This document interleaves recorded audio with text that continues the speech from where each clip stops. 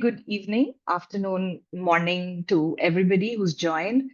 I welcome you all to our second webinar that's organized by Care and Aging in Asia Research Network, that is CAARNet. It's anchored at the Center for Law and Humanities. That's a research center at the law school at Jindal Global University. Last month, we launched CAARNet, and our website, blog, and photojournal were released subsequently. Please do check them out and consider contributing to these platforms, and we'll share the information with you on the chat box in some time. We had a very well-attended inaugural lecture and discussion, and we hope to be able to continue with the same zeal with your support. If you wish to be added to our mailing list to stay connected, please send us an email at carnet2025@gmail.com.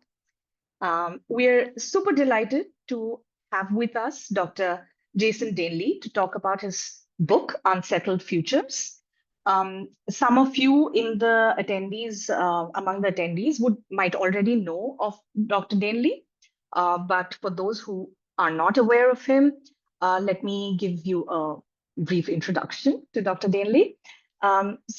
Jason Danely is Associate Professor of Anthropology at Oxford Brookes University and a research fellow at the Ryukoku University Corrections and Rehabilitation Center. He's the author of the book that we will be discussing today, that is Unsettled Futures, Carceral Circuits and Old Age in Japan, that was published in 2024, which examines the obstacles to resettlement of formerly incarcerated older adults in Japan. His other books include Aging and Loss, Mourning and Maturity in Contemporary Japan, that is a 2014 publication, and Fragile Resonance, Caring for Older Family Members in Japan and England, a 2022 publication. Currently, he is co-editing the Routledge Handbook of Anthropological and Development Studies Approaches to Aging, which aims to decenter the gerontological dominance of the global north and highlight the challenges and innovations of the rapidly aging global majority. He's an associate editor for the Journal of Cross-Cultural Gerontology and chair of the International Union of Anthropological and Ethnological Sciences Commission on Aging and Life Course. This book that we are going to discuss today, according to me, is very timely, particularly in India, where we are witnessing debates and ongoing social activism since the pandemic around the arrest of prisoners and political prisoners in specific, many of whom would qualify as senior citizens who have been held in custody for years at a stretch without trial. And on that note, I was reading this book that is a 2023 release, written by Sudha Bharadwaj, who's a social activist and a human rights lawyer in India. The name of the book is From Phansi Yard, My Year with the Women of Yerevada. So Phansi Yard, it's a Hindi term for a high security prison area which houses those that are sentenced to death. And Yerevada is a city in India which has one of South Asia's largest prison facilities. And I'm just going to quote an excerpt from the book that I sort of, while I was simultaneously also reading Dr. Danely's book, I found some sort of resonances, and I thought it might be relevant to put this forward, share it with our attendees as well. So I quote here. Sudha Bharadwaj writes that the saddest sight is, and she's writing from the prison as one of the incarcerated persons, and this is about her observations during her prison time. And I quote her, "The saddest sight is of the very old prisoners. I'm thinking of an old Brahmin lady from Uttar Pradesh, which is a city in India, tall and fair, who is at least 80 years old. The rules say that once a woman prisoner given a life sentence has completed 14 years and reached the age of 60, she is entitled to be released. This woman may not have completed the minimum terms of a sentence, yet the jail administration is trying to procure her release because she seems to be suffering from dementia. No one from her family visits her. It seems that 6 or 7 years ago, a son had helped her get a few days of parole. She left happily, thinking that she had got bail. But it turned out that this was only done to have her transfer her share of property and land to her children. She came back weeping. After that, her son visited her only once. I hear she was very supercilious when she first arrived. She wouldn't touch canteen food and wouldn't accept anything from the hands of a lower caste person. Now, all that is history. She's just another helpless old woman. Of late, as she hobbles slowly past our fussy yard, she has developed a strange habit. If my eyes meet hers, she gives me a laborious namaste. I return it sheepishly. She evidently thinks I'm one of the bais, and Sudha Bhardwaj refers to bais as constables in the prison, in that prison. Each day I think, tomorrow I will not look at her. It seems so false to delude her about my identity, but it feels mean to deprive her of that tiny bit of recognition and dignity in her condition. I can well imagine her being a tyrannical mother in law. Perhaps she did kill or at least drive to death her daughter in law, as many other incarcerated women have. Even so, what purpose is served in keeping her in jail now? As she says philosophically one day, gesturing towards the sky as she passes by the bars of our yard. And this quote is in Hindi. Upar bhi jaga nahi aur niche bhi jaga nahi. That is roughly translated as no place for me in heaven or on earth. A couple of months down the line, we do see her being carried out of the gate, virtually on her deathbed, held by four other prisoners. Finally, her release order has come. Her family has come to collect her. The prisoners in the hospital barrack tell the constable guard at the Fasi yard, Madam, do you know? We were waking her up every 3 hours last night just to make sure she stayed alive. It would have been so terrible, no, if she died without being able to go home. I end the quote here. I think this passage connects very well with your observations in the book about the disposability of the lives of older prisoners and the futility of carceral structures vis-a-vis aging bodies, and the role of what you call the absent present family in carving out a zone of, if I may call, a zone of no belongingness in later life. So I want to get us started on this with a few questions, beginning with a relatively simpler question related to what inspired you or motivated you to write the book? What were the dilemmas and challenges that you faced in your field work? Because this is a very complex and a difficult to access field in the first place. Also, if you could talk about, and I'm sure probably you would, about these terms that you use in the title of the book, Unsettled Futures, and what constitutes carceral circuits, and could these be useful in anthropological or social legal studies on prisons in other cultural contexts, like, say, in India, where incarceration is often used by ruling regimes to suppress dissent at the cost of being very apathetic towards um, older, aging dissenters. Another question that came to my mind as I was going through a few chapters in the book about how does the book, if you could talk a little bit about how the book navigates the tension between elderly agency and social abandonment? Are elderly people who reoffend or willingly go to prison exercising agency, or is this an act? Is this act a structural symptom of structural failure? What does this say about available forms of belonging in later life? And the last question is about, or point around which you could also reflect on if you choose to, which is about how carceral time intersects with dementia and memory. So, with that, I think, I mean, we'll begin the conversation, the talk by you first, which could take about 50 to 55 minutes, followed by a discussion round. And I invite all the attendees to please feel free to type out your questions and comments in the Q&A box, and we'll take them right at the end. So on that note, I invite Dr. Jason Danely to please take over the mic, the virtual mic. Thank you. Thank you so much for that introduction. I had a panic moment just now because my internet suddenly disappeared and then came back. And I came back to you. I missed the last couple minutes of what you said when you were starting your question. So perhaps later on we can come back to that because I do want to answer all of those questions. They're really getting at the heart of why I wrote this book, what I'm trying to do with it. And so please, yeah, apologies if I miss anything important while I'm talking.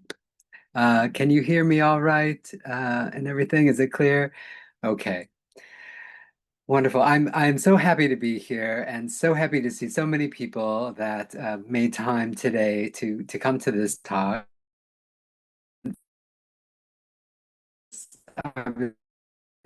This is my time doing a talk like this for a university based in India, and it's so nice to talk to different audiences. Okay, hopefully my internet's going to stay up and be fine. But apologies if anything happens here. Yeah, so very excited to be here. Very excited to talk about this book, which, as Deblina said, came out last year, but it's been part of a larger project. So I'm going to talk, a bit more about, again, what motivated the book, as you were asking, why I thought this was important, and try to relate it to broader themes, not only around aging and carcerality. But I think broader themes in anthropology and social life, as you were saying about agency and structure and these sorts of things as well. So I think the very specific kind of topic of the book, aging, older people who have been to prison and have come out and are trying to rebuild their lives. I think that is a fascinating story, but I think there's a much bigger story. There's a lot of other implications that we as academics can think about and try to learn from. Okay, I'm going to share my screen and start my talk then. Okay, how does that look? Okay, wonderful. So the book is called Unsettled Futures, Carceral Circuits in Old Age in Japan. And Unsettled Futures, as Deblina was asking about, has many meanings. Well, the unsettled bit, as we will see, has to do both with the difficulties that older people have as they come out of prison and are trying to resettle in the community, find a place to live, find something to do, and how that's very difficult for them. But unsettled can also mean still open to possibility, right? It's not, the case is not closed here, right? There are other possibilities for life, right? And that might mean, it's unsettling. They're sort of uncomfortable, unable to settle, and therefore might go back to prison or something like that.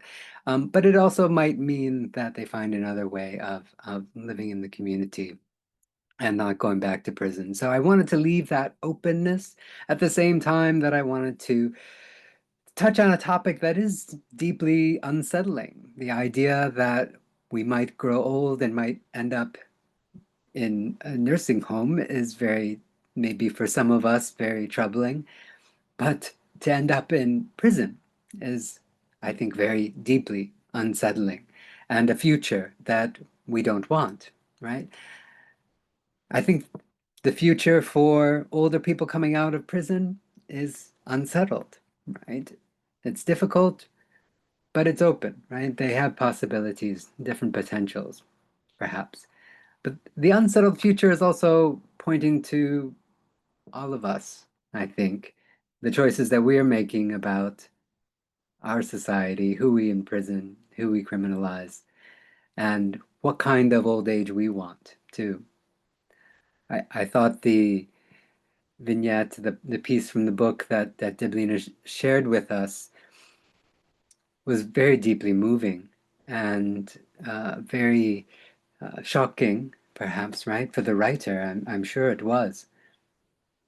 But I think what is more disturbing, maybe, is that these kinds of abuses or this kind of violence that's happening to older people behind prison walls can go on, and people so often don't see it, don't recognize it, and don't understand that this is something that could really happen to anyone, right? In if the circumstances are right. So we have to think about what kind of future we want, and if the kinds of institutions and the kind of society that we have is going to ensure us that that is not going to happen to us, right? We have to think about all of these things. So those are the kind of things that I was thinking about as I was embarking on this project, right? So I want to thank, of course, I want to thank CAARNet, and I want to thank Deblina and Yushko for inviting me to do this talk.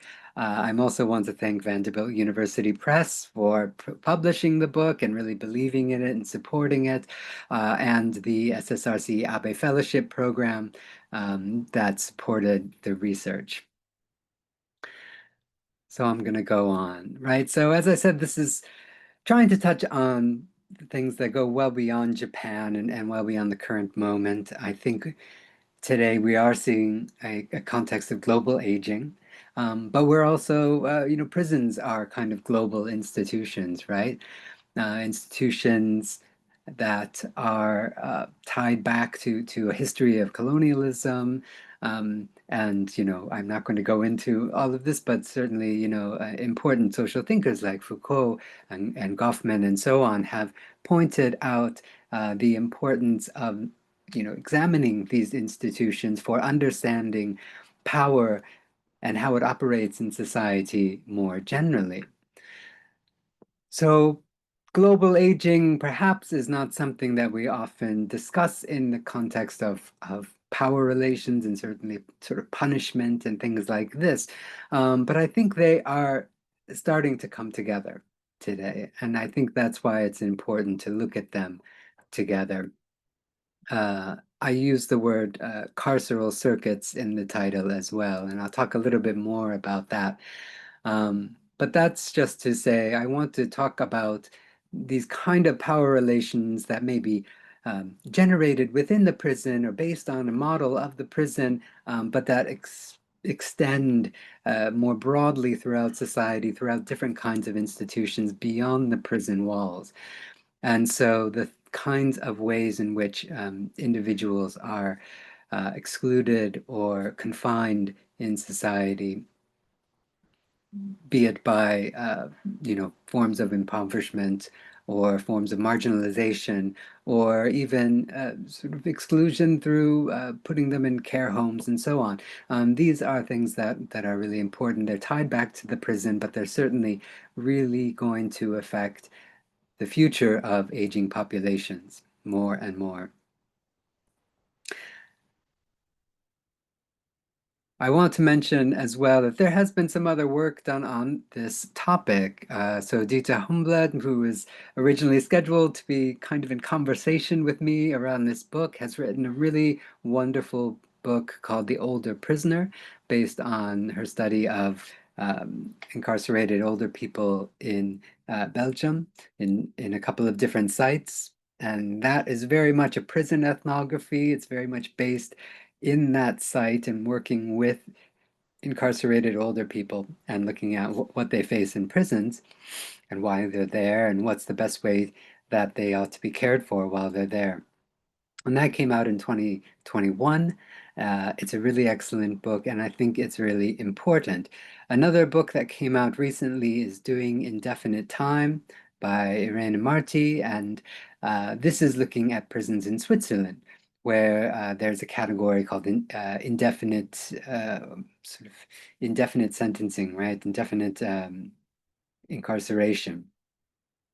And this means that people are being held in prison because they have a kind of psychological condition or mental condition that was related to their crime, and they're for some reason deemed not ready to go back into society yet. So they're held in prison and gone through sort of regular reviews where they might be able to get out, but they don't know. In other words, they don't have a kind of set term where you, after so many years, you have served your time and then you leave.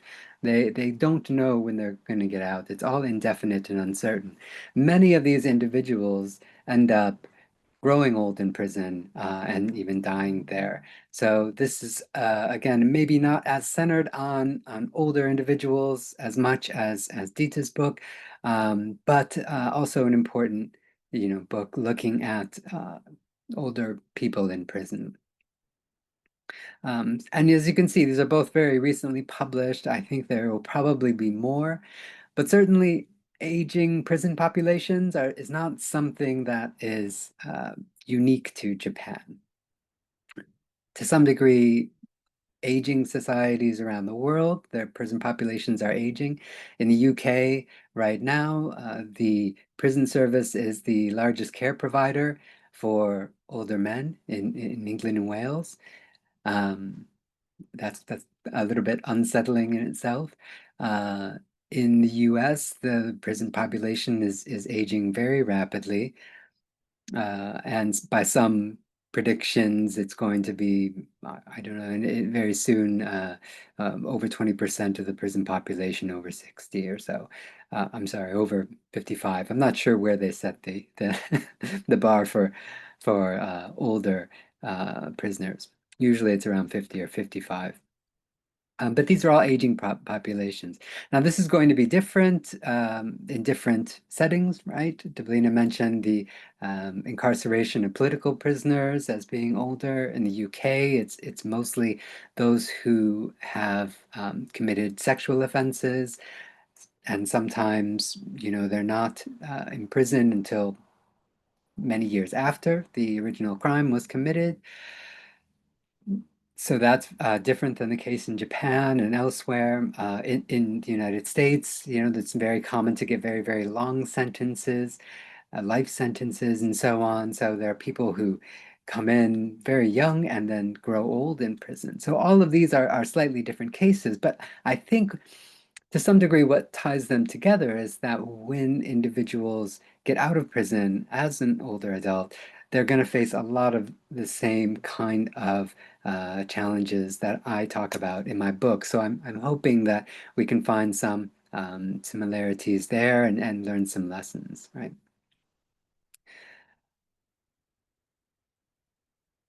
I'm going to start with the story that I mentioned in the book here.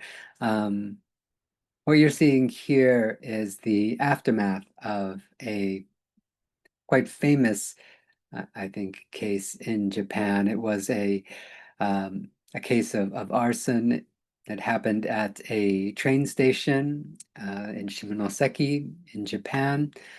About 4,000 square meters around this train station were burned and destroyed. This was a very historic and very much loved train station in Japan, but it was completely demolished by this fire that had happened there in the middle of the night.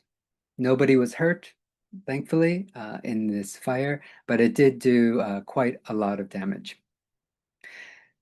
Now, the person who is guilty of starting the fire that caused all this damage was a 74-year-old man named Fukuda Kyuemon. And he actually started this not long after he was released from prison, only about a month after he had come out of prison. So he had been in prison for about 5 years. He was released, And then he didn't have much money. That's not unusual. You just have whatever money you might have earned in prison from your time there working in the prison factory. And he ended up homeless. He was struggling, unsettled, of course, didn't have any connections, didn't have any family to go to. He tried at first to shoplift, right? He thought, if you do some shoplifting and then get caught, might go back to prison. At least he'd have a place to stay there, right? He did some shoplifting and then he went to the and turned himself in. The police, however, didn't arrest him in that case. They said, you need to apply for public assistance, you need to get help. They gave him a place that he needed to go. They gave him some information and sent him away. And he got on a train. He sort of got confused, got lost, wasn't sure where to go, and he ended up here at this train station, Shimonoseki. Again, he wasn't able to go get the assistance that day. It was already quite late by the time he had arrived. And so he was going to spend the night there. And in the night, he started a small fire, right? This was in January 2007, just after New Year's. The fire soon got out of control. It was a windy night and it ended up burning this all up.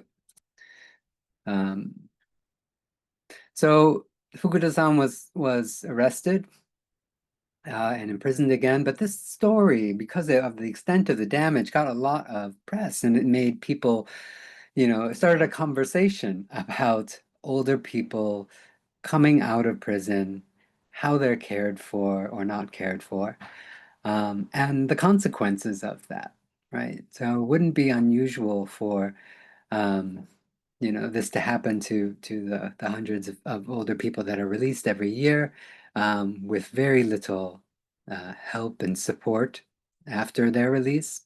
And this is a dramatic incidence of what the consequences might be. So he spent another 5 years or so in prison. It came out afterwards that Fukuda-san had been living with disabilities, some undiagnosed intellectual disabilities and conditions.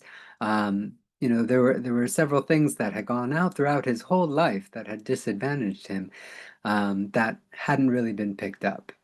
Instead, over and over, he had been committing crimes, going back to prison, until prison was the only place that he kind of felt like he belonged.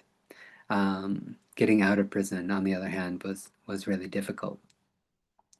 When he finally did get out this time, he was helped out by a nonprofit organization. They provided him a place. They took care of him. And this picture here, this inset picture, is an event that they organized for him to kind of celebrate him getting back on his feet.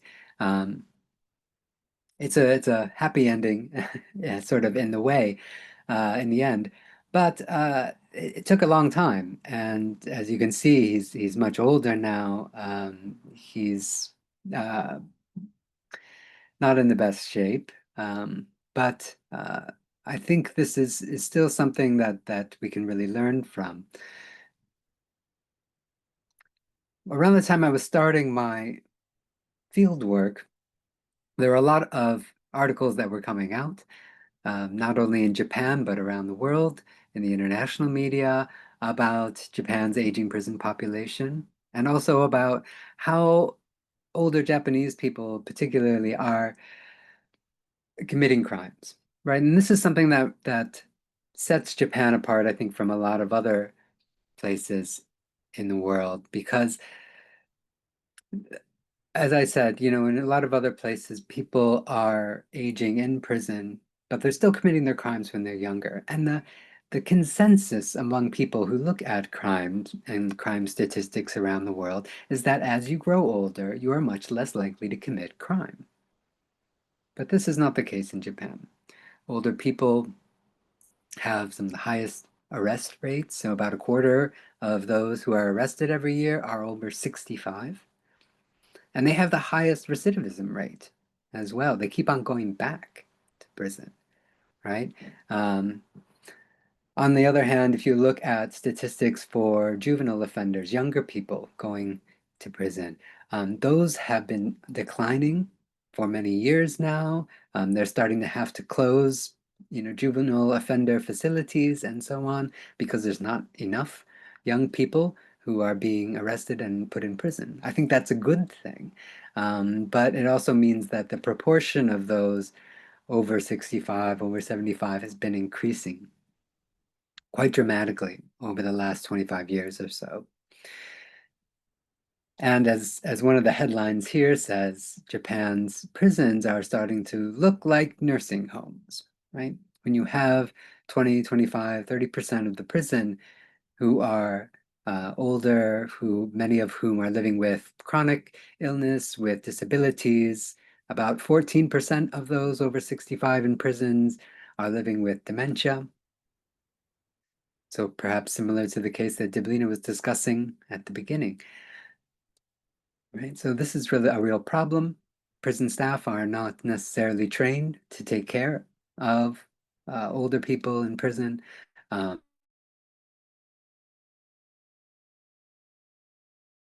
When they are in prison, and when they come minor crimes, as I'll describe in a second. But when they come out, they're usually worse off, less stable, I guess. So in one case that was detailed in one of these articles, it talked about a woman they call Miss T. And Miss T was serving her fourth term of about 2.5 years, and her crime was stealing cod roe, what you see here, some fish eggs, seeds, and a frying pan. This is what she stole from the store. And now for stealing these 3 things, she was given, they said, 2.5 years. When they asked her about what was going through her mind when she did this, she said, well, I was in prison for the first time when I was 70, when I shoplifted. I had money in my wallet. And then I thought about my life. I didn't want to go home, and I had nowhere else to go. Asking for help in prison was the only way. My life is much easier in prison. I can be myself and breathe, however temporarily.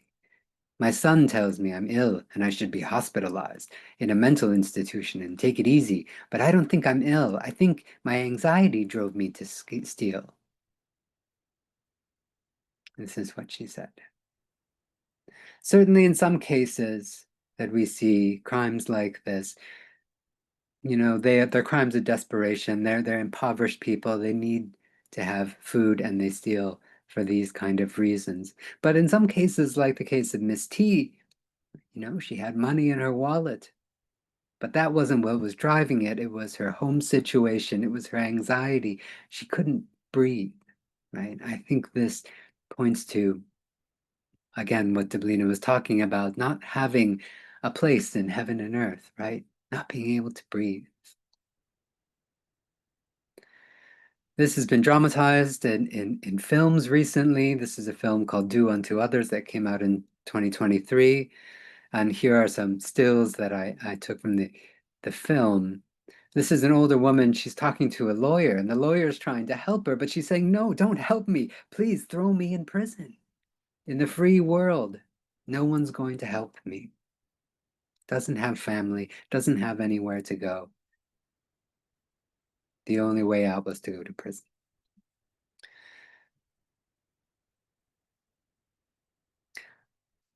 So I was hearing these stories. I was seeing things about them, and I wanted to know, of course, as a researcher, what's really going on, because I wanted to get behind these stories and these lives, and to relate it to the larger context. So the book is based on 5 months of field work that I did in the greater Tokyo area in 2018. It was based on participant observation mainly and passive or unstructured interviews. It was very different than some of the other work that I had done with older people in Japan or with people who are caring for older adults, in that in those cases, I did much more sort of in-depth interviews. So they might have been life course, kind of a life history interviews that I did with individuals over, several days and months of getting to know them.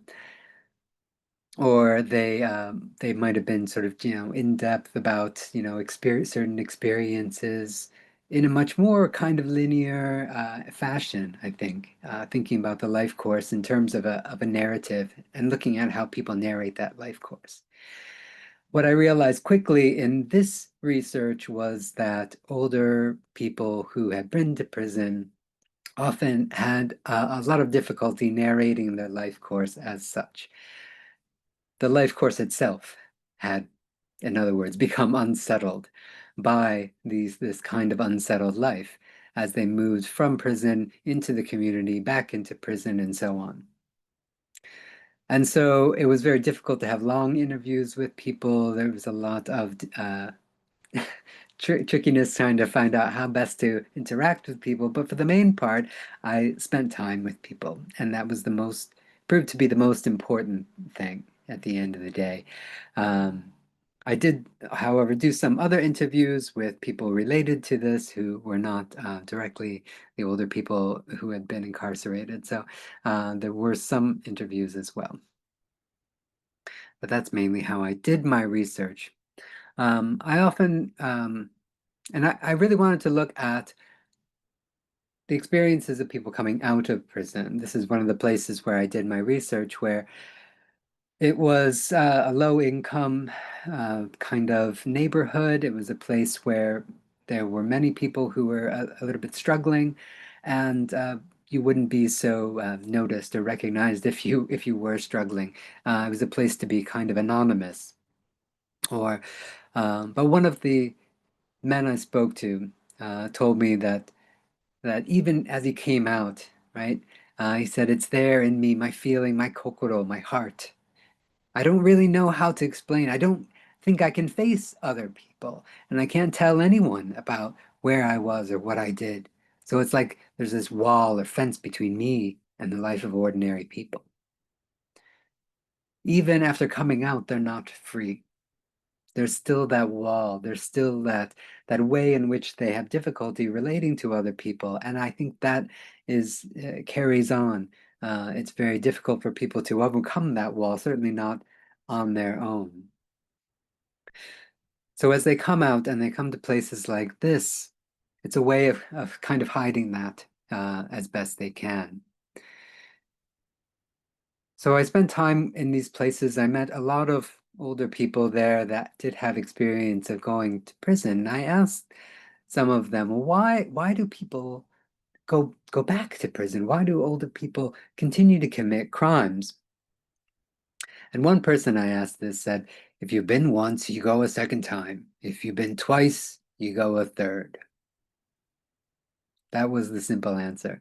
So whether this was a choice, was it agency, was it structure, all of that was left very ambiguous, right? Quite unsettled in a way.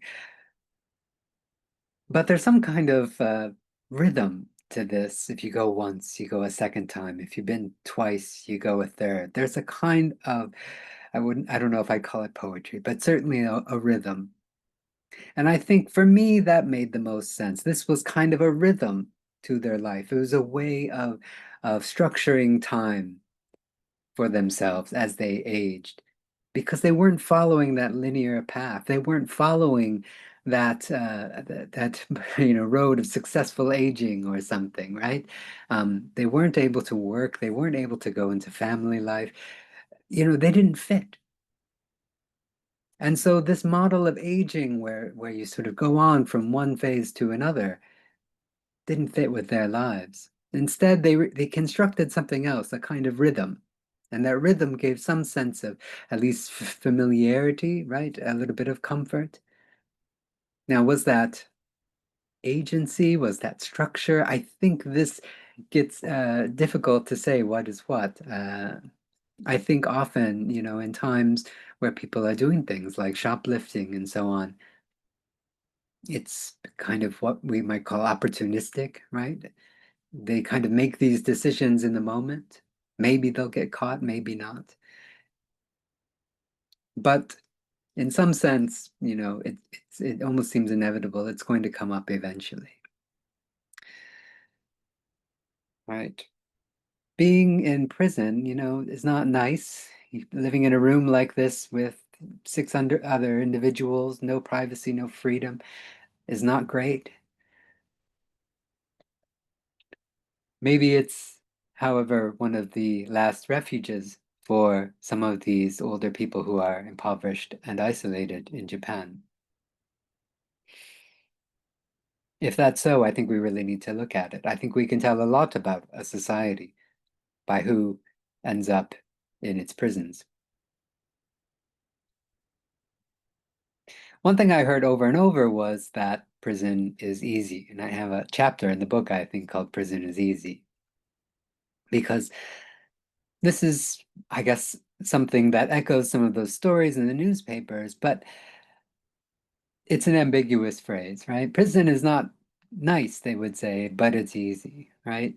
Or they would say prison is easy and it's more difficult to be outside of prison, right? Prison is easy, but it's not free, right? So there was always something kind of qualifying it. But yeah, if you were in prison, there's a kind of rhythm to that kind of life as well. There's a way in which you don't fear or face the kind of stigma that you might find outside in the world. There's a kind of sociality that exists in prison. You might have the prison officer here kind of looking after you a little bit, or other prisoners there looking after you. At the same time, a lot of older people would tell me, I never want to go back to prison, even though it was easy. It was difficult, right? There's a kind of ambivalence about this, right? This kind of place. On the other hand, life on the outside was difficult, right? Not only because you might be impoverished, you might lead a difficult life, you might be living homeless, but because social relationships were much more difficult. So one individual told me, this is a world without affection, love, connection. It's a world of loneliness and solitude. That's a pretty bleak picture of what life on the outside for people who've been to prison is like. And here were some of the rooms that were occupied by older people I spoke to coming out of prison. As you see, this was their whole room. This was their whole life here. This was all that they were left, all of their belongings there. It really resembles almost like a prison cell. So you can see why, perhaps, it wouldn't make much of a difference to some individuals whether they lived like this and had to think about where they're going to get their money, how they're going to feed themselves, and so on, versus life in a prison. This is another place where some of the older people I spoke to lived. And this in particular is a bed that was reserved for those who were very ill and dying. As you can see, they put up the shelter where this is. They put up lots of colorful things on the walls. I think it's quite interesting that there's things like calendars and clocks and other sort of markers of time there. But also other ways, other pictures of people at the organization and so on, pictures that kind of communicate that they're not alone there. But in a way, this is not the way that most people want to leave. Sometimes when I ask the people at this shelter, if family would finally come and see their aging parent or whoever this was when they got to this stage, when they were dying. They told me that usually they would only come after the person had died. They would come and they would collect the body and they would do take care of it afterwards. But up until then, they wouldn't come. So it was a very lonely way to die, and they were trying to do what they could to give someone a dignified death in that way. But many guys that come out of prison that are older finally end up on a bed like this in Japan. So getting one word that older people, not just older people, but one word that's used by people coming out of Japan to describe the world outside is shaba. And this was a kind of a slang, but I think it's quite interesting because it does derive from Buddhism and from a Sanskrit word, actually. I'm going to say this wrong, but it's sahalokadatu in Sanskrit, sahalokadatu. In Japan, this has sort of come to mean sort of the world of impurity in a way, right? The world of karmic suffering, the world where your actions have consequences, right? So, although it also meant the free world, the world outside of prison, life in Shaba was difficult, right? Your actions did have consequences. You had to struggle often, right? You had to endure. And this is the difficulty, I think, of life in Shaba. This right here is a picture of around a cemetery that is close to where I did a lot of my field work. A cemetery that's associated with the burials of executed prisoners in Japan in the 19th and 18th, 19th century, where they were buried there. So in the same place where they had an execution grounds and where you have the cemetery, you now have this place where a lot of low-income people, mostly older people, are living and dying. So at one of the shelters, I asked one of the staff members about Shaba, about why older people don't want to or can't sort of live in Shaba. And he told me it's more like living in Shaba is harder than life in prison. Among the people we support, there are several who have gone back to prison because they wanted to. In prison, you don't have to think about anything. In the world, you have things to worry about. For us, prison's a place you go when you've done something bad. For them, it's going home. That's their home. Now, from home to house. This is an organization called Mother House, and they were one of the organizations I worked closest with during my field work and that I write a lot about in the book. And particularly this individual here, his name is Igarashi Hiroshi. Igarashi is the founder of Mother House.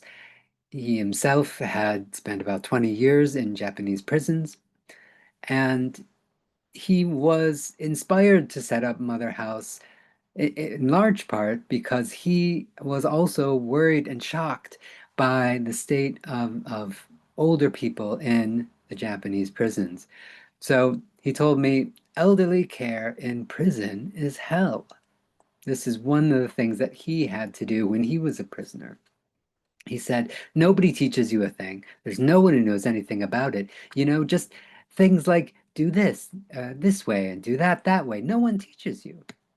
So they just throw you in the deep end and you gotta do the real thing with no prep. All of a sudden, it's change that person's diaper, take that person to the bath, change that guy's clothes. All just get in and do it right away. So for me, the biggest thing was what Mother Teresa said about helping the person in front of you. Love that person right in front of you. Really attend to their suffering. I was able to learn that through doing elder care. So Mother House was directly inspired by the work of Mother Teresa in Calcutta, It was directly associated with and inspired by this orientation of helping the one who's suffering right, in front of you. And he's saying that he converted to Catholicism in prison, and that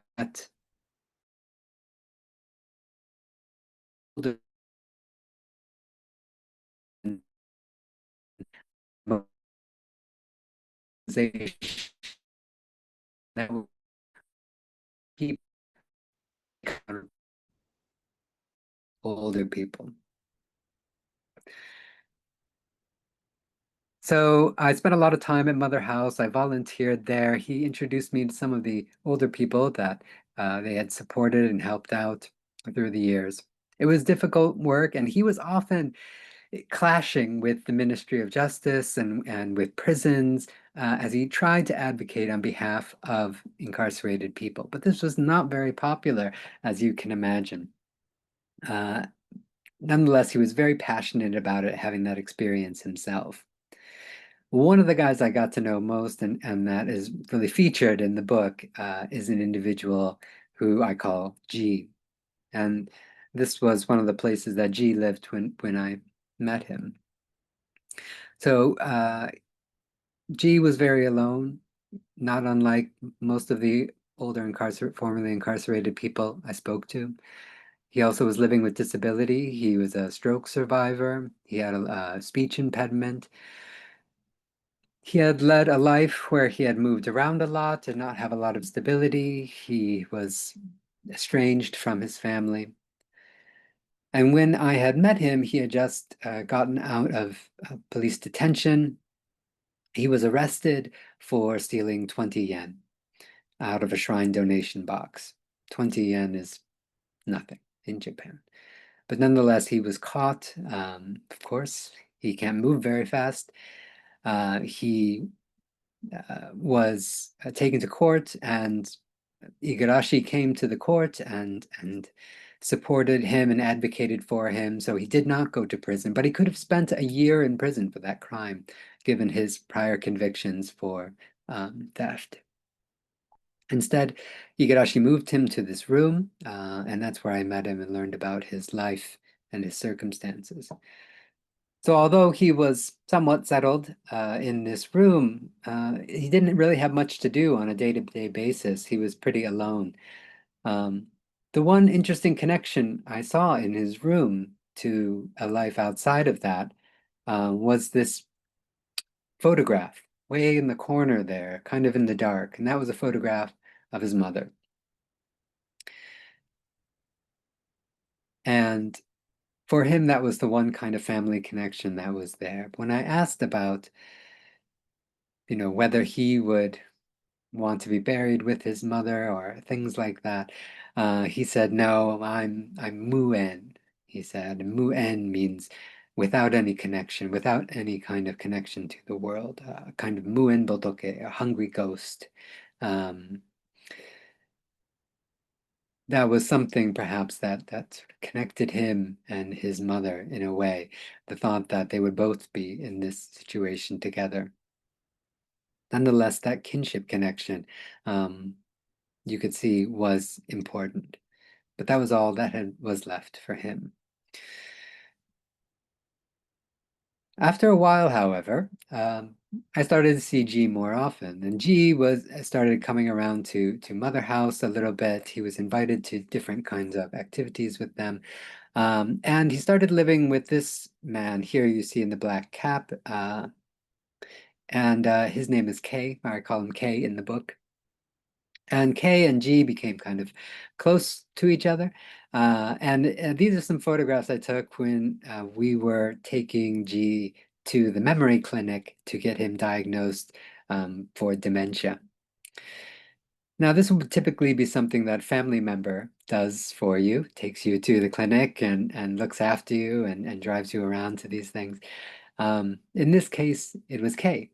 And K is not family, but K was also someone who was being helped out by Mother House because he had spent several years in prison. And I found it interesting how they formed this bond together. It was almost like a kinship bond. It was some kind of family for him. And certainly in this moment, in the dementia clinic, a time where we most of us that look at aging might not see as a particularly friendly place or family kind of place, there was a kind of bond that was forged by going through these experiences together, almost as if they were family.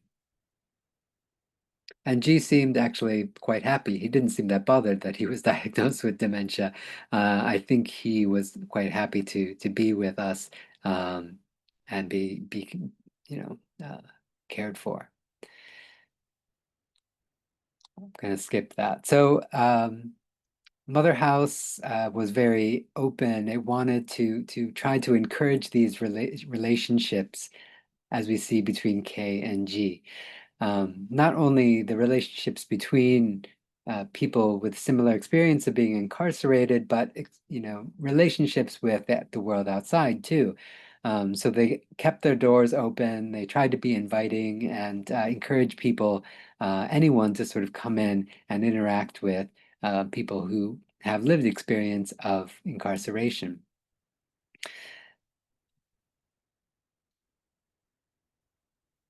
This was a way of creating a new kind of space, a space of belonging, a space where people could share with each other, and they weren't constrained, I guess, by the normal kinds of statuses and affiliations of everyday life. This was a little chalkboard in Mother House.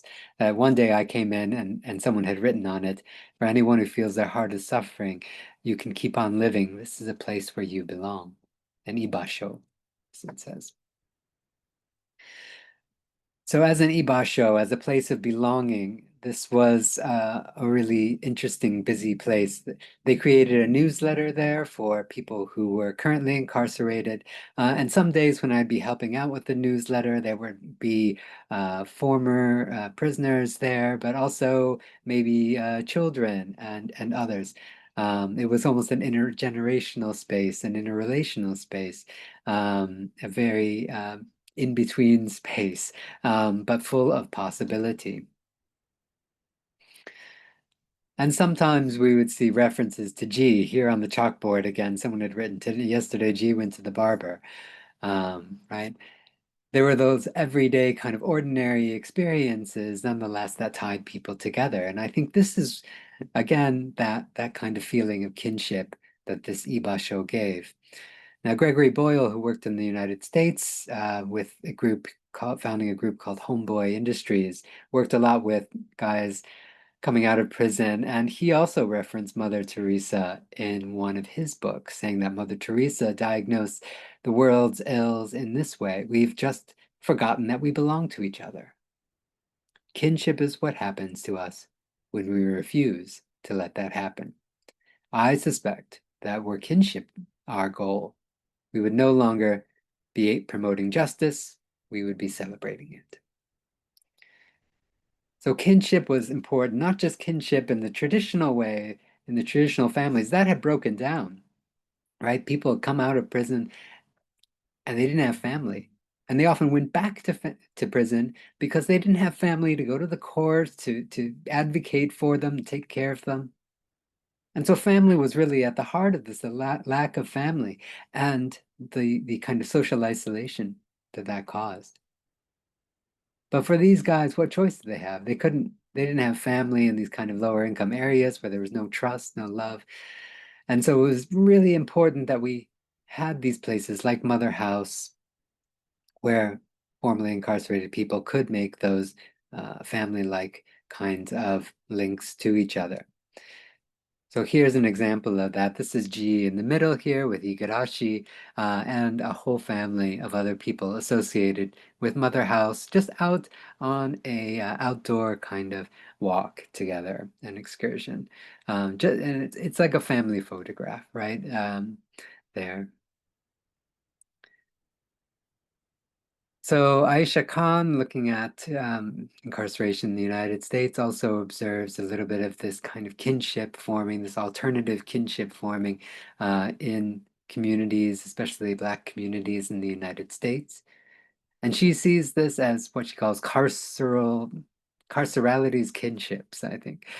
She says this too might be considered a kind of fugitive archive, a community of kin and space of regeneration, a home place remade.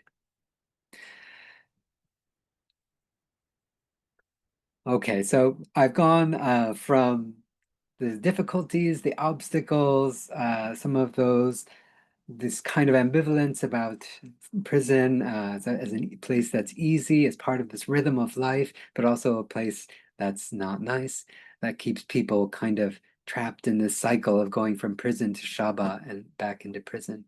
And the kind of hope or potential that some of these organizations can bring through this idiom of kinship. So what did I learn from working with justice impacted older people? Well, I think there's a real importance to link anti-ageism. If we're against ageism, we need to think about care for everyone and how a care-centered politics of abundance, can revalue older people. So they're not seen as disposable, they're not seen as waste, they're not something that we can discard either in prisons or in these communities, but they are deserving of care and they have value and purpose and a place. So this links to abolitionism and the wider abolition movement, prison abolition. It means that we have to think about alternatives for the prison for older people in particular. Now, this might mean diversionary kind of things. It might mean that we educate lawyers and judges more about older people, about dementia and so on, so they don't end up in prison and get into that carceral cycle. It might also mean just sort of looking after people who might be at risk of going to prison, who have difficulties in their family, who are isolated and alone, people who need a little bit of connection, right? And doing more for them there. But I think we really need to, as Tablina was saying, rethink this idea that prison in any way, would benefit people in their resettlement process. Really, it just puts up more obstacles and more difficulties for them.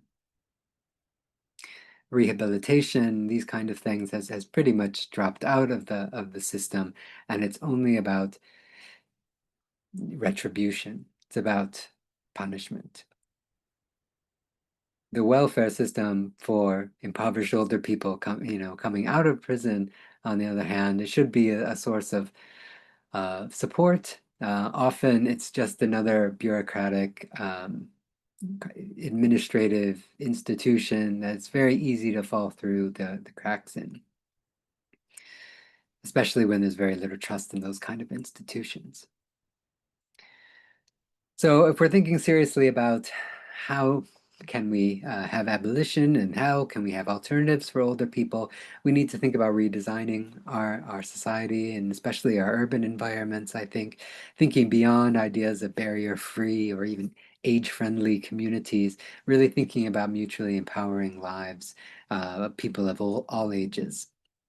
Right. I think when we think about age-friendly cities and these kind of things, we're not necessarily thinking about people who are the most marginalized, the people who might be at risk of going into places like prison, that have a lot of difficulties in their lives. I think we need to, though. I think we finally got to the point where prisons are starting to have more and more older people in them, and we have to look at that. Age-friendly has to include all of those people. But I think we can do that. And I think we can do that in a way that incorporates local cultural ways of belonging. So in Japan, that might mean thinking about or rethinking, reframing ideas of shaba, of connection, and of kokoro, the heart, of ibasho, a place of belonging, about ideas about kinship that exist in Japan already. And we might, through this, then reimagine what it means to grow older, the kind of future that we all want as older people.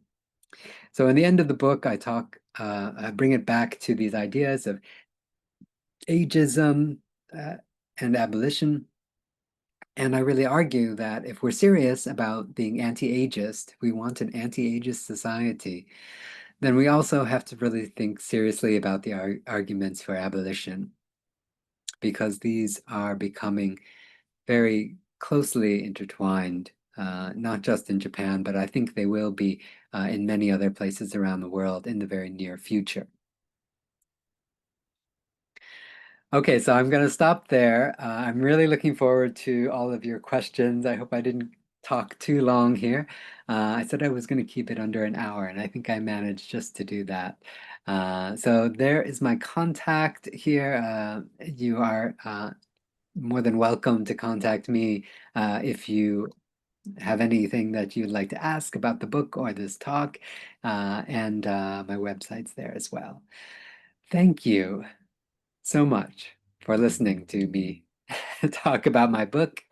And yeah, looking forward to your questions. Thank you so much, Jason. That was so enriching. First of all, I think before moving on to the discussion, I completely forgot to congratulate you on this wonderful book filled with such poignant anecdotes, and some of the images that you used. I think they're not in the book, but they're so powerful and stirring. And I think especially because of the shadow or indirect references to the subjects and their bonds with others. I just found that so powerful. And also, you've taken up this theme of research. I think itself is so minimally researched. There are not too many works on this area. In terms of looking at aging prisoners, that itself is not well studied, and also, looking at specifically the continuities, discontinuities between prison life and outside prison, and how that impacts the process of aging. I think that is just such an important, and you brought it out so very powerfully. I do have some thoughts and questions, but I'll save them for the very last. We have questions on the Q&A box, and I don't think that will be visible to everybody, so I'll just read them out for everyone. And then I think there is a raised hand as well. I'll just take that after these questions. So there is Nitika asking, don't families and communities play a major role in older people wanting to go back to prison? Um, Jason, if you want, you can take some of the questions together. If you want, I can read them out, maybe two or three together, and then you can choose to respond to whichever ones you like. Would that work? Yeah, that's fine. Should I answer this first one? Yeah, you're up to you. Okay. I'll take this first one, then we can read maybe a couple and then come back to that. Sure. Yeah. So Nitika, thank you very much. I think I touched on this a little bit in terms of the importance of families, but some of the individuals I talked to did have families that they were still in touch with a little bit, but most of them did not. And I think this is the really key point. So most of them were estranged from families, before they even got to prison. But certainly once they got to prison, the stigma of prison in Japan is so heavy that, they sort of cut off the ties. In some cases, the children did keep some ties, but they were not yet at the stage where they were ready to reunite with the their relative who had been to prison. So that idea that, I want to get out to see my family again or something like that, there was a little bit of that, but for most of these guys, they did not have family there. I think it's a little bit different in the case of women. I think this is also important to look at. I didn't have much access to older formerly incarcerated women. There was one woman I got to know well, and I thought her case was interesting. From the research that I have seen, older women often are not alone, living alone before they go into prison. They are living with family, but they're having some kind of family difficulties, right? And that's something that precipitates the actions that lead them to prison. So then they might go back to that family, or the family, in the case of the woman I interviewed was saying, no more, you've been to prison like 10 times. We're not going to take you back anymore. We don't want you in this family.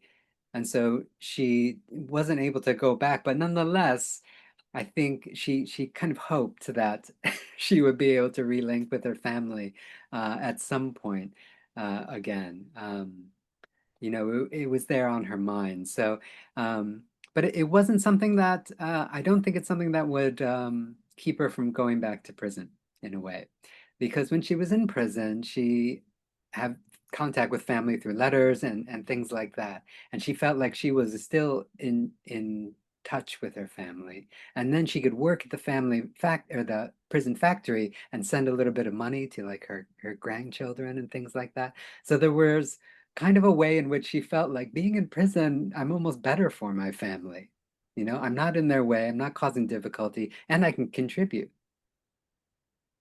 So there wasn't that same motivation to get out of prison and go back to them where life became real. Okay, so that's one example, but I think it's different for women.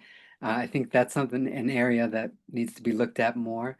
And it's difficult for most other people. Yeah, great. The next question is from Priyanka.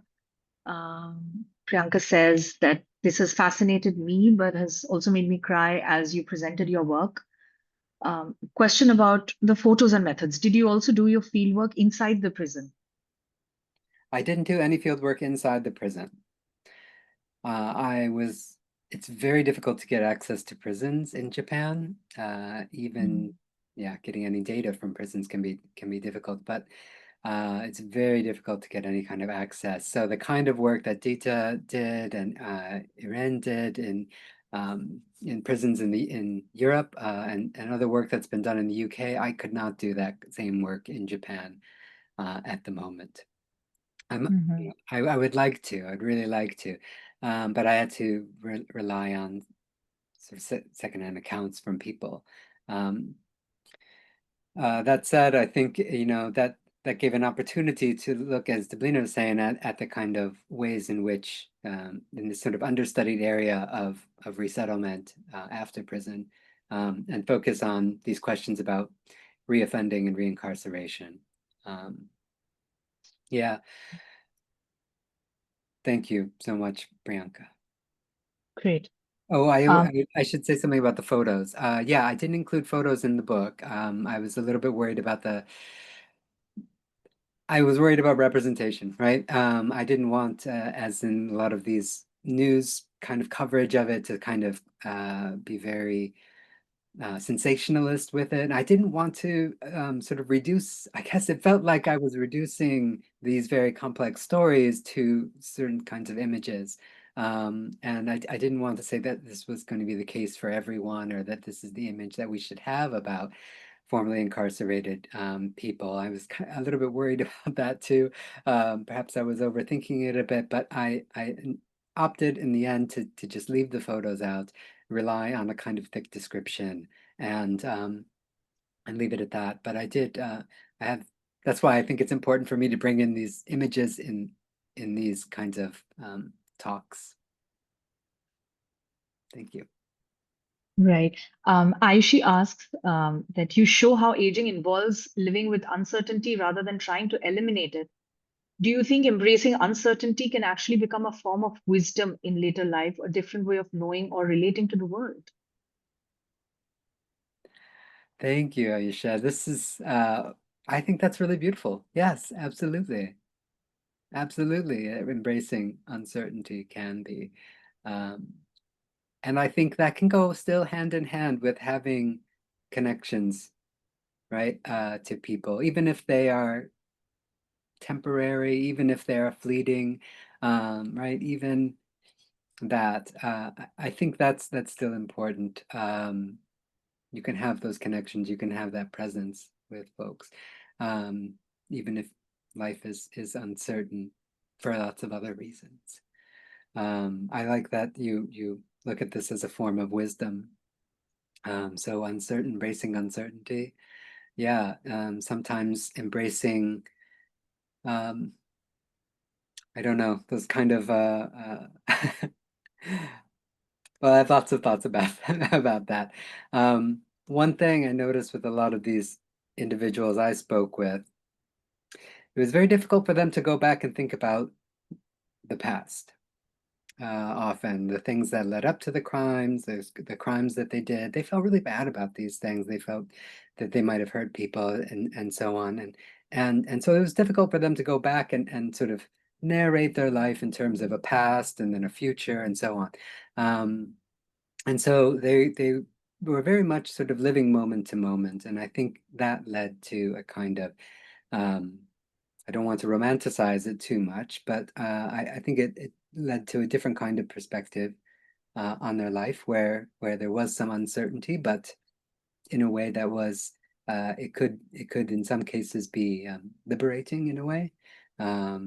And I think I had to give up as a field worker, as an anthropologist, I had to give up my ideas to some extent about older people and the life course and this whole narrative of a life, that stretches from the past into the future and so on.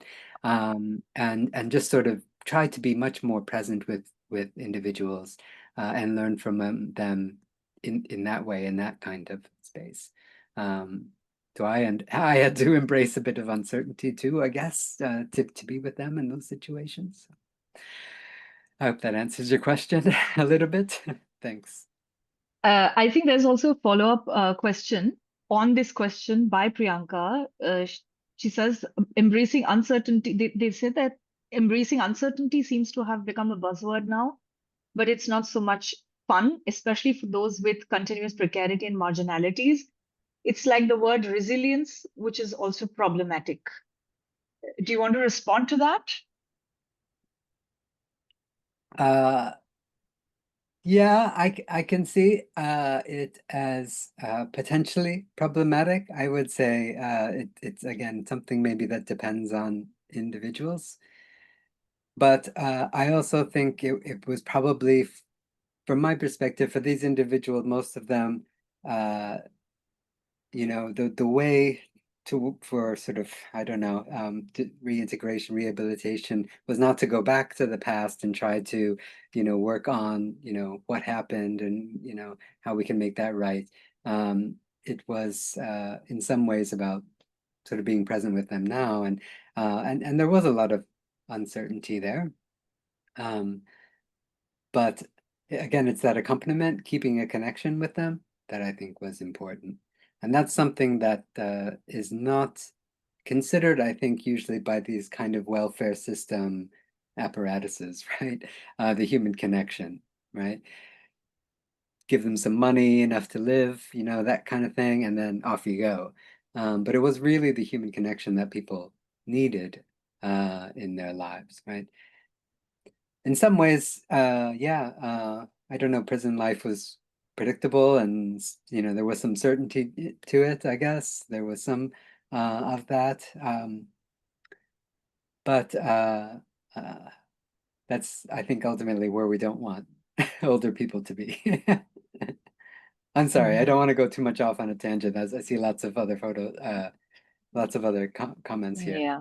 Yeah. There's one from Ayan who asks, what I've learned from this discussion is that these prisons are turning into some sort of sanctuary or respite for these incarcerated senior citizens.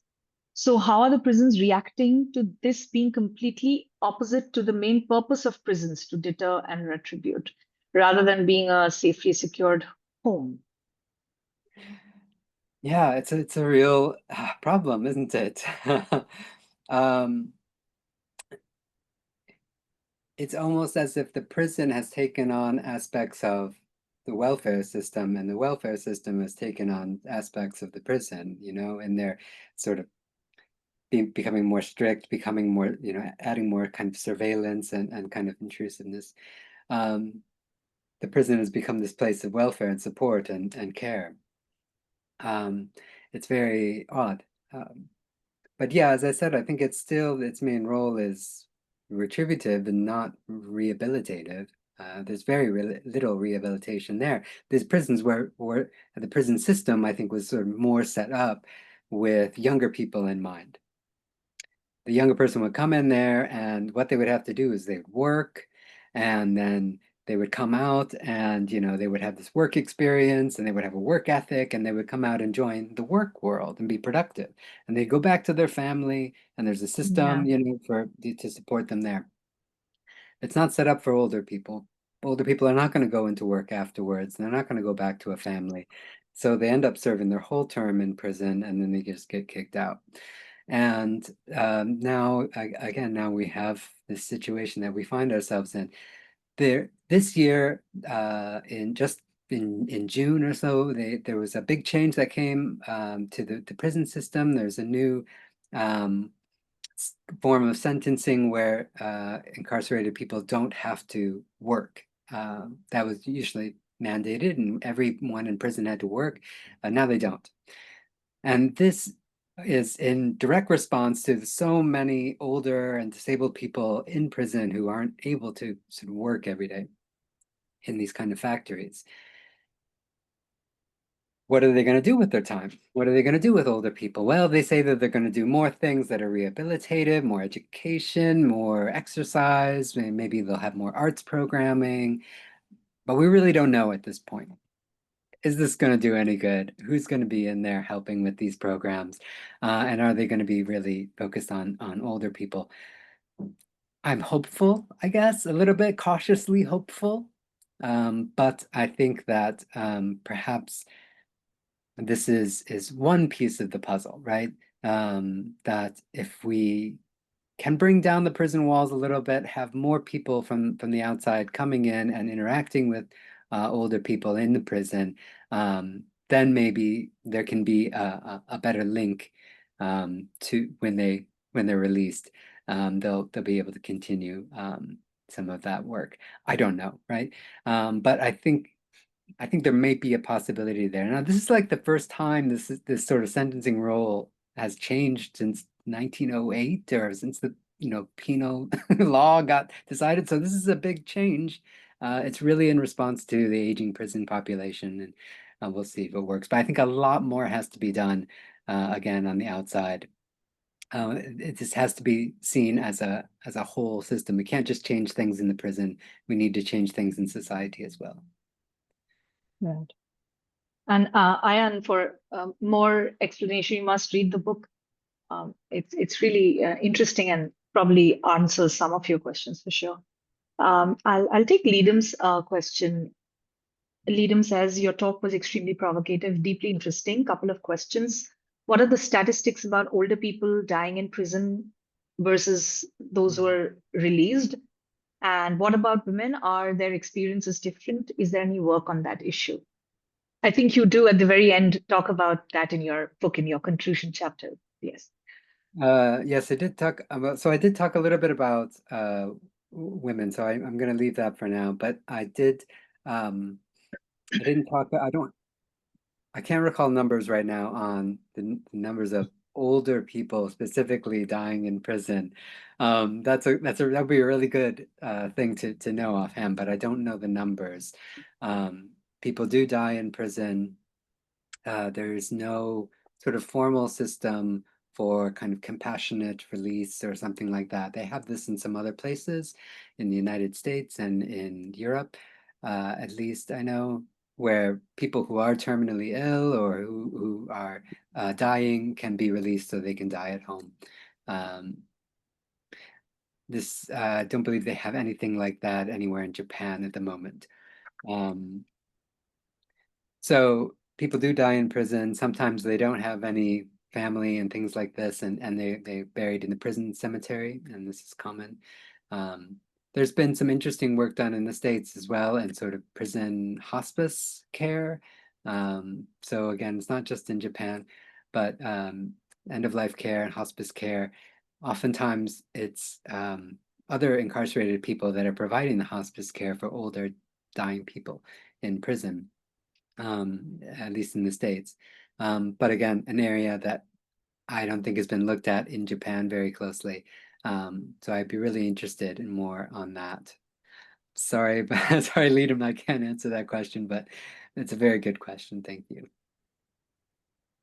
All right. Tamanna has a question, a very interesting question. Have you researched about cases where caregiver fatigue or burnout, often experienced by middle-aged women, might lead to neglect, abuse, or other circumstances that result them in wanting or preferring going to prison?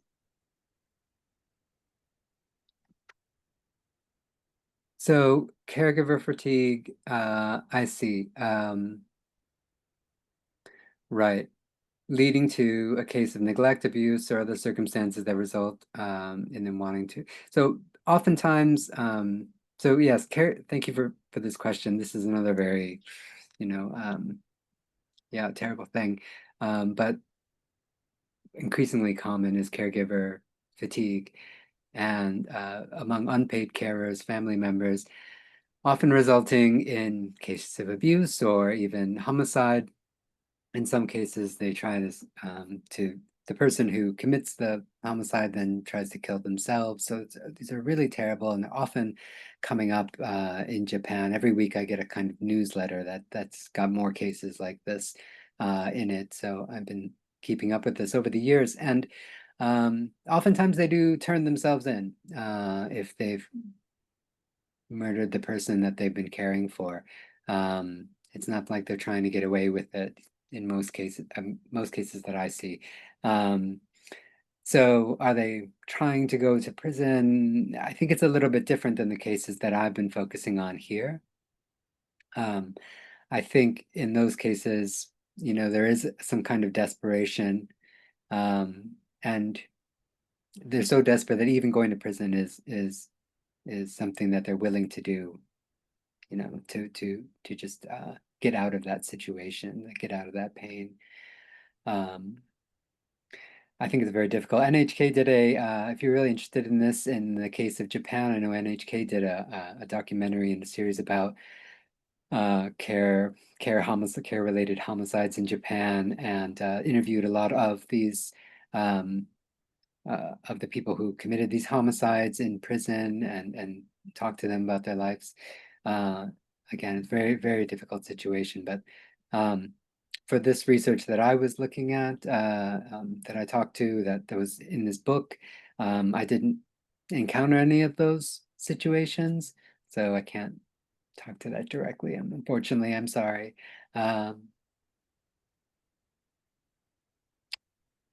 And again, maybe this goes back to what you were saying, Deblina, at the beginning about the difficulty of doing this kind of research and about finding these individuals and so on. So I think individuals who have committed a particular kind of crime and so on, that can be very difficult to locate those kind of individuals. And I even had difficulty finding older ex-offenders for this research. They kind of are often very isolated and they kind of disappear. I really relied on a lot of different Mother House, but also many other organizations to help connect me to people they knew who had experience of being in prison. So the cases that I look at in the book end up, there's a few of them. I try to get a little bit of in-depth, explanation about their lives and their current situations. But I think there's much more work that could be done on this. Different ages, different crimes, different genders, all of this stuff. I think it's worth looking at because it's saying much more about aging. I think much more experiences of aging much more generally than it is about incarceration alone. I think loneliness, isolation, marginalization, all these things are experienced by many more people, not just in Japan, but elsewhere. Great. I think Yoshiko also had some questions.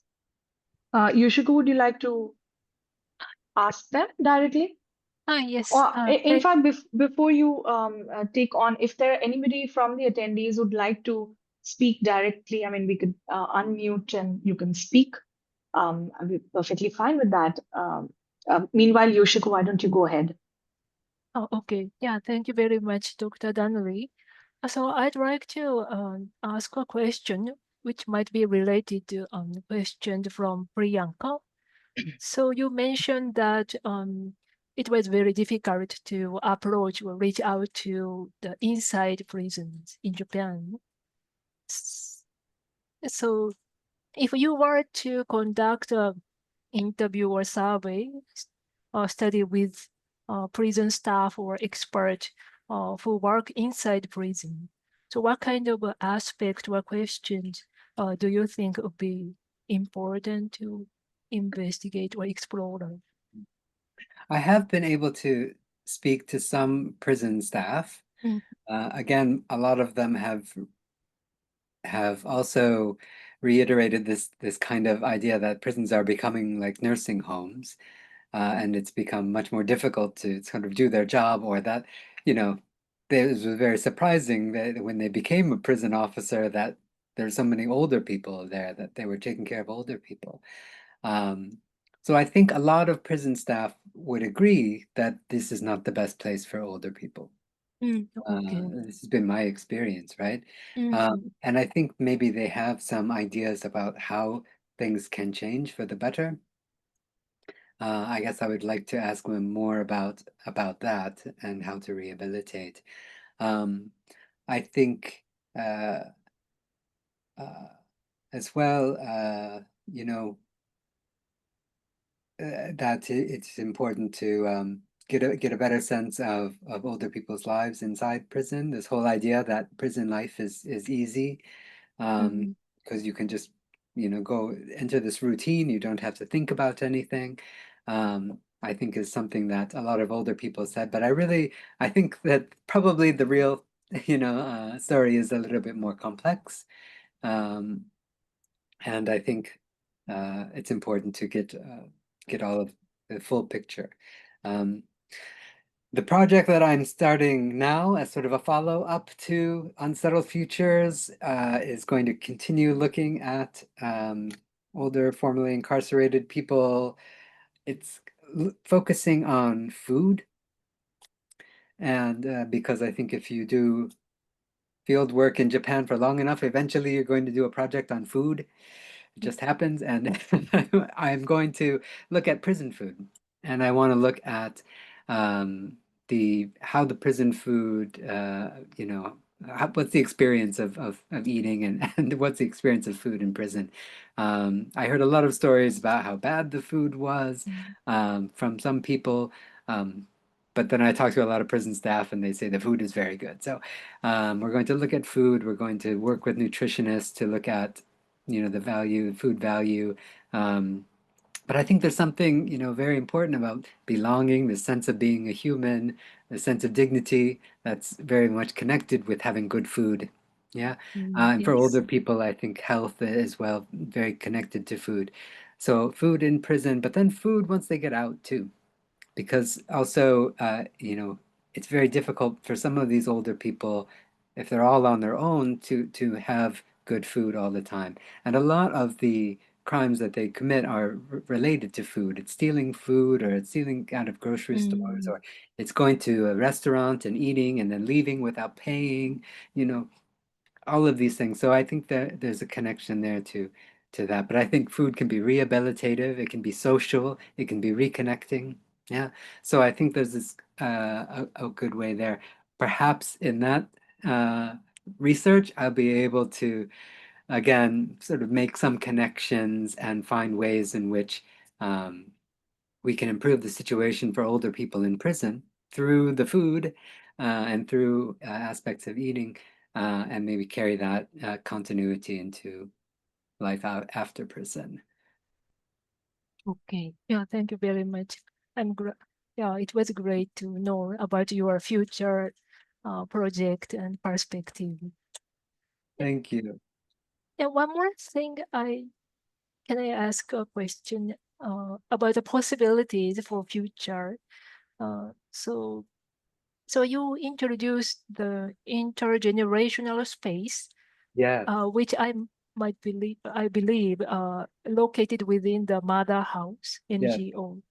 So do you see any possibilities, so ways of connecting universities and communities around the issue of aging and incarceration?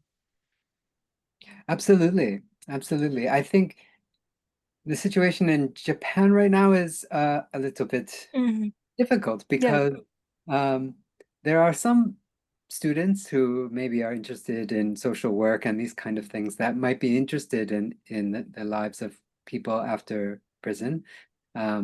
But there's very little sort of criminology these days in Japan because the crime rates have gone down so far because prisons are shrinking, all of these things. So people are not so interested in criminology, and so that aspect is very small. But I think maybe I think there's still a lot of stigma as well around prison. So when I was at the Tokyo Metropolitan Institute of Gerontology, and um, I would say, I am going this place and I'm going to talk to, people who've been to prison, and they all kind of thought, not all of them, but many of them kind of thought, oh, it's dangerous work, or we don't want to have anything to do with those people.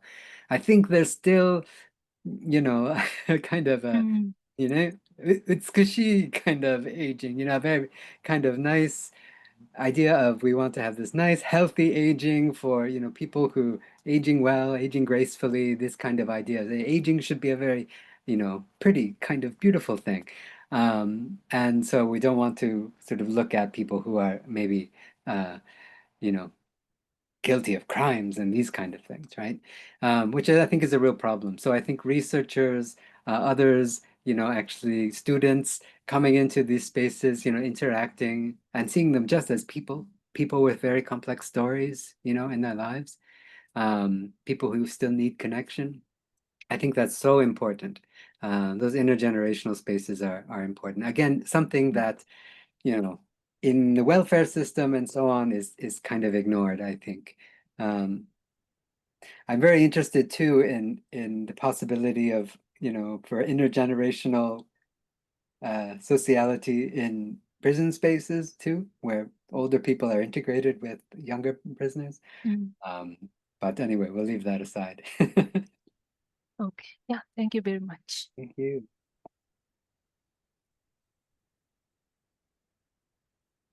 Develina, Yeah, sorry, I just realized I was on mute. Do you have more questions? You can ask all of them. We still have about 10 minutes or so,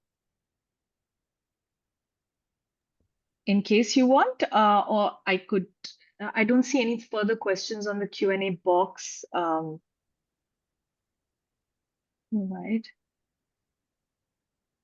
yes. I just had a small observation come question if there's nobody else. Well, Priyanka had her hand up. Priyanka has raised her hand. Yes. Priyanka, please go ahead.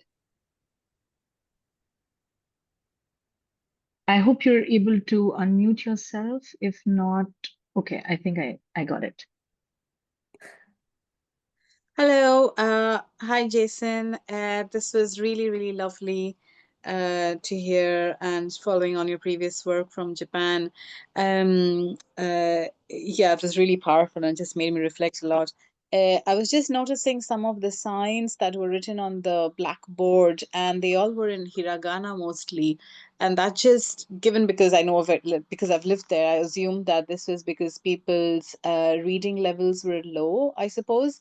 And that just made me wonder if there was a socioeconomic aspect of these people, of where their lives were previously, were these largely people who were already in the economic margins, who just found themselves this way. And that also compares to what we then also do about in other societies, people who are actually, in quotes, criminals, right? Who have committed big crimes, because the world at large has been that, we want rapists and bad guys to be locked up. We want Harvard Weinstein to be locked up forever,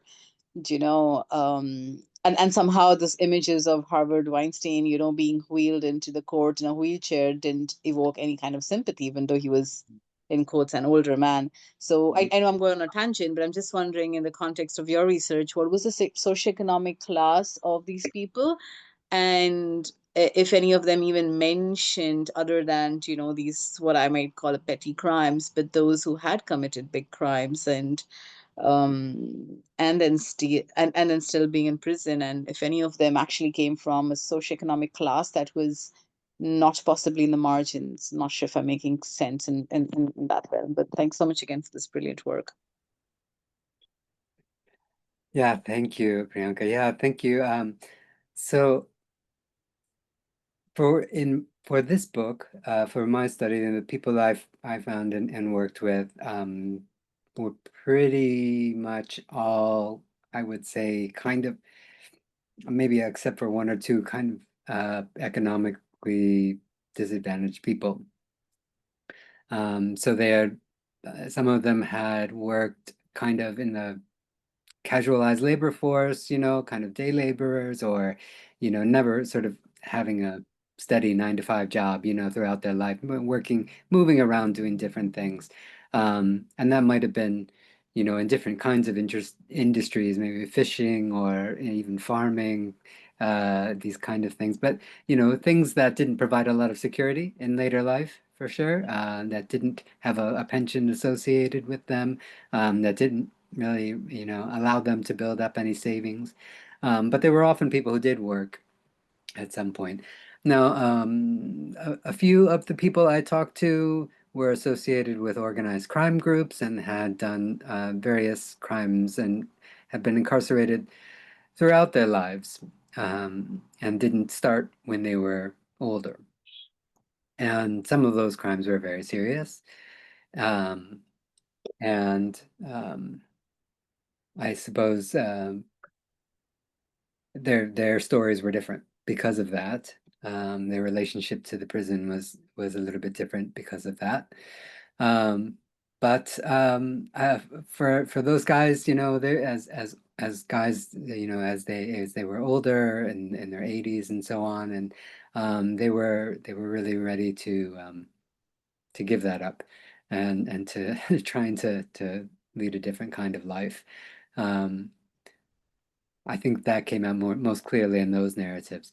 But again, most of the people I spoke to were these kind of petty crimes, stealing, shoplifting, mostly those kind of things, which is the most common thing in Japan. I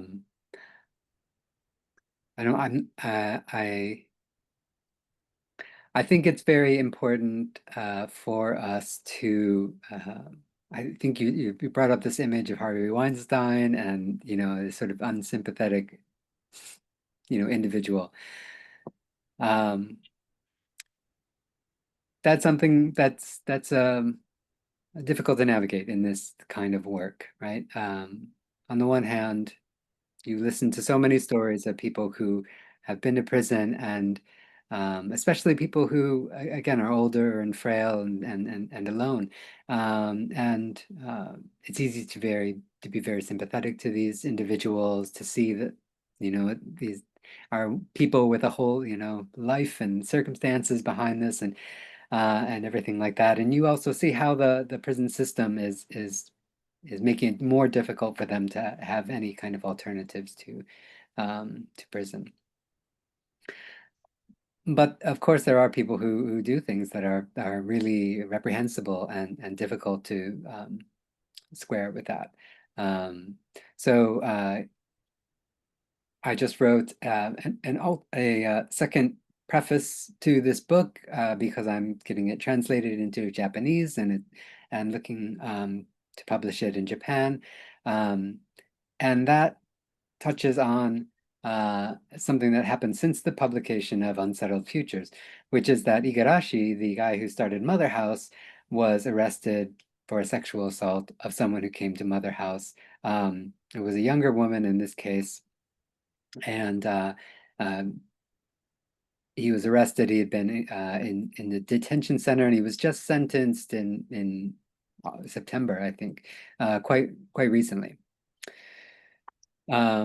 And so this was a sexual assault. This was someone who had come for help, someone who was quite vulnerable, and it was very difficult. I talked to a lot of the people that were associated with Mother House after this, and they said, yes, if he committed this crime, that's terrible. but they were also saying that, you know, he definitely did help people in this role and in setting up Mother House, and that, you know, for them it was kind of difficult to, they wanted to appreciate that, they understood, you know, that we can't judge a person based solely on a single kind of incident, no matter how terrible that incident might have been. But I think they wanted to try to say, you know, I'm grateful for what he did, and if he came out after serving his time, I'd be willing to, you know, connect with him again. It's difficult to have that kind of a view, but I think that this really is challenging aspect of this work. Yeah, thanks so much. I mean, that it is, right? I mean, we just have so many layers to ourselves in our own existence, and I suppose the prison just becomes the representation of the black, you know, if you're not being, you know, the black and white, right? And why do you go there? So yeah, thanks so much for that perspective. Yeah. Well, thank you. Thank you. Great. Yeah, I mean, I kind of, I don't know what to say after your last point about, yes, I'm just kind of gathering my thoughts, regathering my thoughts. But I'll just quickly ask one very small question, which is, you know, you write about this, if I may say, that how clinic, despite having being an extension of the carceral circuit of sorts, becomes a site of bonding and creating familial bonds. So I just was curious to know what were the reactions of the older persons like G. Um, how did how did he react to the help and support that you offered as an outsider, particularly at critical moments? Because there's this one sentence I was kind of stuck on the book. It's on page 112, where you say where Key was being asked by this doctor that, are you the son of G? And he goes like, no, no, no, no, no. And you write that I also had to take a momentary pause after the doctor's question, as if I was snapping back into a world where it was not normal for a gangster and an anthropologist to take a man to the neurologist. Weren't we his family? So I was just kind of wondering, like, what went. It was, of course, knowing a little bit about G through your lens. We do get an idea, but if there's anything that you'd like to add in terms of what his reactions were to those critical moments where he was taken to the hospital and Yeah. yeah. No, there was, I mean, there were a lot of ups and downs with G, in particular, but he was the person I got to know closest and became most like kind of family to me, I think, you know. It was one of those relationships that for me just really went beyond the field work kind of research relationship, a lot more. And we spent a lot of time together, and you know, he was someone who was very quite alone most of the time. So I think we kind of were able to establish a kind of bond where, you know, he knew I could, I don't know, where I, you know, I would bring over food and we would eat, and I'd make sure that he was eating all right, look in his fridge, you know, look at how he's been doing, if he's bathing all right. I was doing a lot of things that maybe a carer or a family member might do around the house with him, and I think that it became quite natural, I guess, that relationship for us. Yeah, what can I say? I think that you know, this is not uncommon, that anthropologists working very closely with people like this, and especially in domestic spaces, maybe, you know, take on sort of semi-familial kind of roles in a way. And I think, you know, and also then with sort of with the wider context of Mother House, you know, I could have showed another photo, like kind of family photo kind of thing, where I'm in there, and you know, I didn't show that one, but I felt they really included me, and they gave me a T-shirt when I left that they had made, and it's maybe I'll show you. I have it.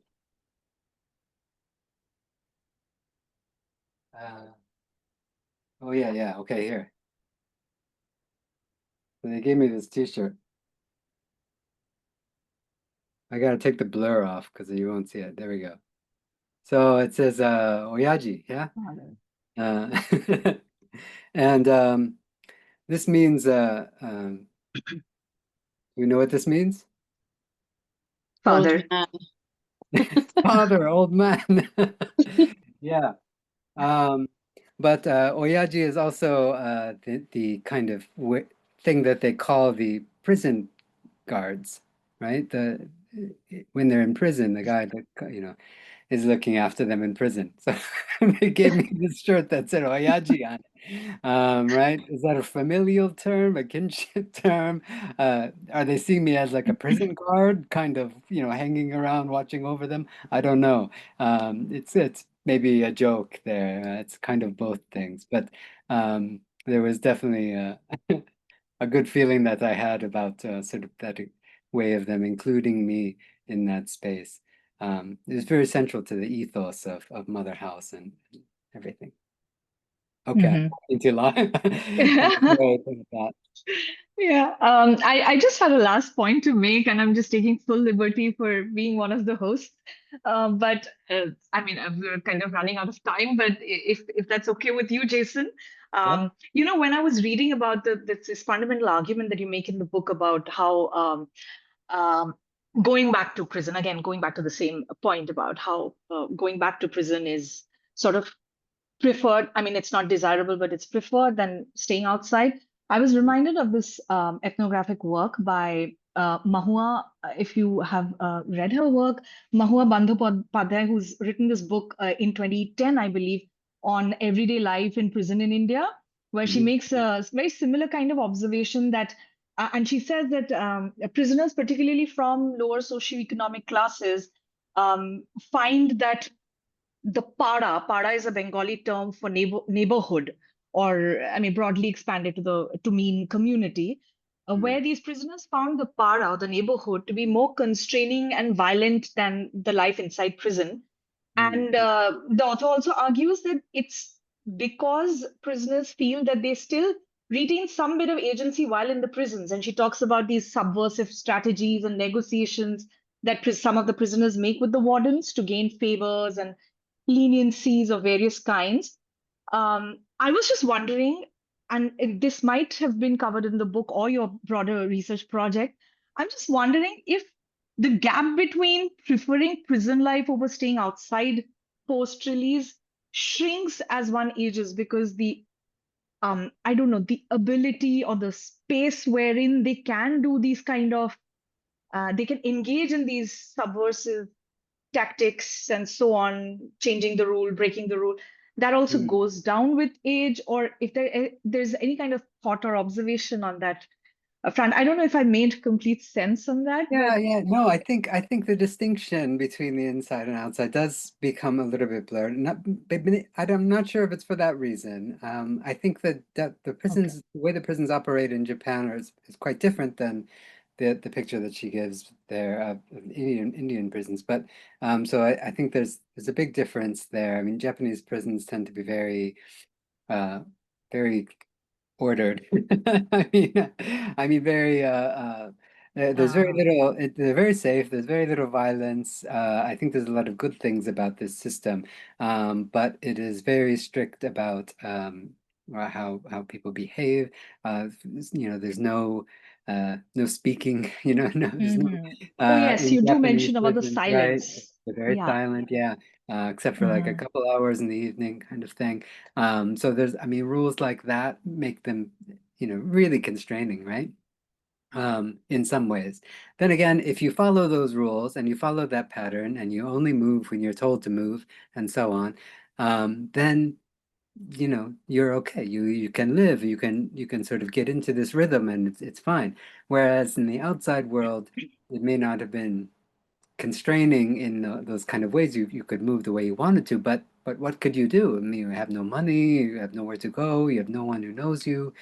so I mean, it still is very constraining in terms of what you can do to have a life afterwards. And so there's a different kind of difficulties that people face there. I feel like I'm getting off track right now, but I do think I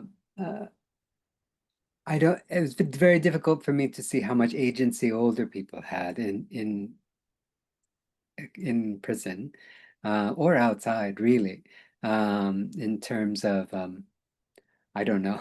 Maybe we had to sort of reframe what the kind of agency was, because again, there was very little of this kind of agency in terms of having particular kinds of, you know, goals or aims that they're kind of moving towards and trying to achieve.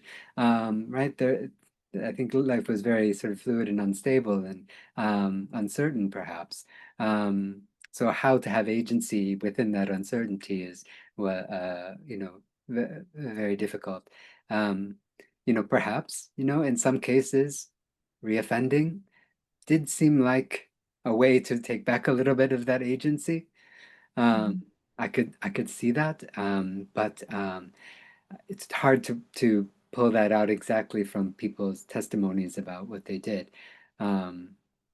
Again, very difficult there, but certainly in within the prison, yeah, very, very constrained conditions.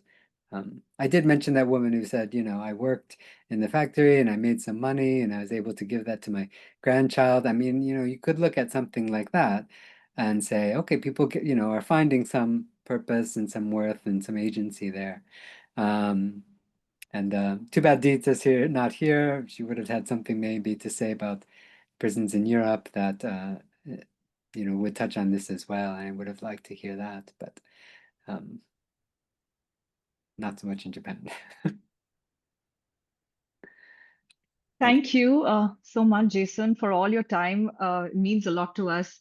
I'll hand it over to Yoshiko for the last bit of things. So thank you very much, Dr. Danely, so for your talk today and for sharing such valuable insight and reflections from your field work. So your talk today highlighted an issue that is often overlooked, especially the challenges of aging and justice. So the stories so you mentioned in your talk, so like that of Fukuda-san and others, so are very, very sad. But in reality, prisons and punishment are often overlooked in the mainstream of gerontology, at least in Japan, I think. So such topics are rarely central in academic discussions. In particular, the issue of social reintegration of older offenders has received very little attention. So, and however, this topic is not only relevant for Japan, but also for many societies facing rapid demographic change and global social inequality. And also, I'd like to touch upon so the title of this book, so Unsettled Futures, is very impressive to me. So I was especially impressed by how you use Japanese culture and social concepts like en, kodoku, and ibasho, for example, to explain the issues of loneliness and recidivism among older adults. So these approaches and perspectives reflect your long-term research in Japan and the richness of your deep field-based understanding of Japanese aging and care.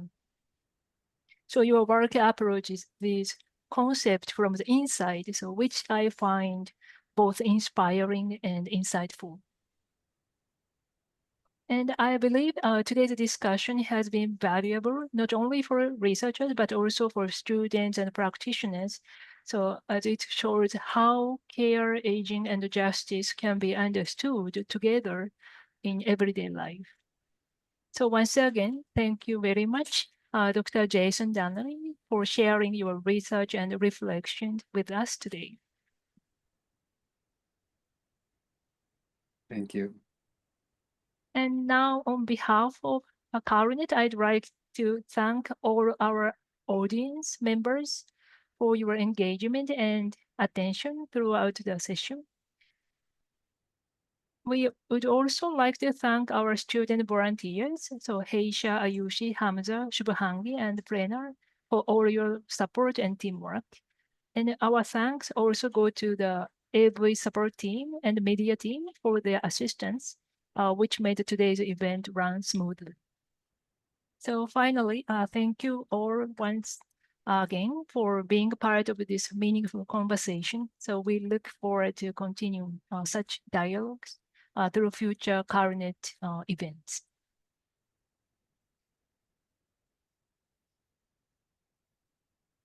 Thank you, Yoshiko. Thanks, Jason. We'll stay in touch. Thanks a lot for the enriching talk. Thank you so much. So bye. We'll call it a day. Thank you. Bye-bye.